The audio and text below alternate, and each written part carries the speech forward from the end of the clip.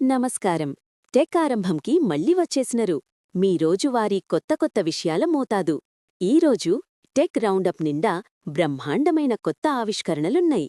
ఇండియాలో హైడ్రోజన్తో నడిచే వజ్రాల నుండి ప్రపంచవ్యాప్తంగా ఏఐ మౌలిక సదుపాయాల కదలికల దాకా. పదండి వివరాల్లోకి పోదాం. 10 ముందుగైతే ఇండియా డీప్ టెక్ రంగంకి పెద్ద బూస్ట్ దొరికింది.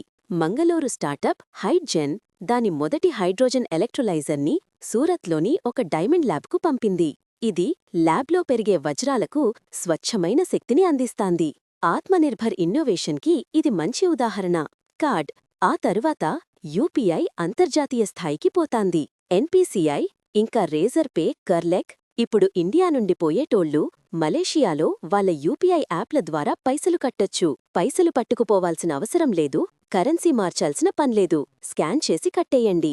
ఇండియా ఫిన్టెక్ ప్రపంచం మొత్తానికి పోతాంది. అవును మరి, ఇండియా సెమీకండక్టర్ల రేసులో అధికారికంగా దిగిపోయింది.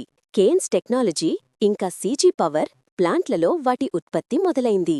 ఇది కేవలం చిప్లని కలిపిపెట్టడం కాదు, ఇది అడ్వాన్స్డ్ మ్యాన్యుఫ్యాక్చరింగ్. అదిక్కడే జరుగుతాంది. బోన్ ప్రపంచం మొత్తం టెక్ వార్తలు.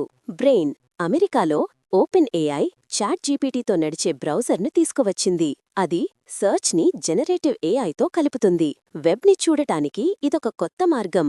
గీర్ సౌత్ కొరియాలో ఎన్వీడియా 2,60,000 కంటే ఎక్కువ జీపీయూలని శాంసంగ్, హ్యుండాయ్తో కలిసిపెడుతోంది. ఆసియాకి ఏఐకి బ్యాక్బోన్ని తయారుచేస్తోంది. న్యూస్ జపాన్లోని కేడీడీ ఇంకా గూగుల్ క్లౌడ్ జెమినీ ఏఐ ఉపయోగించి ఏఐతో నడిచే న్యూస్ సర్చ్ ప్లాట్ఫామ్ను తీసుకువస్తున్నాయి. నమ్మదగిన స్థానిక సోర్స్ల మీదనే ఎక్కువ ఫోకస్ పెట్టి.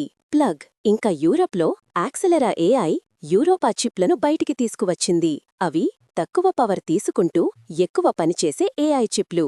ఇండియా టెక్ సార్వభౌమాధికారం నుండి ప్రపంచం ఏఐ మౌలిక సదుపాయాల దాకా భవిష్యత్తు ఈరోజే తయారవుతాంది. ఇది టెక్ ఆరంభం. ఇక్కడ ఇన్నోవేషన్ మొదలవుతాంది. లైక్ చేయండి, షేర్ చేయండి, సబ్స్క్రైబ్ చేసుకోండి. రేపు మళ్ళీ కలుద్దాం.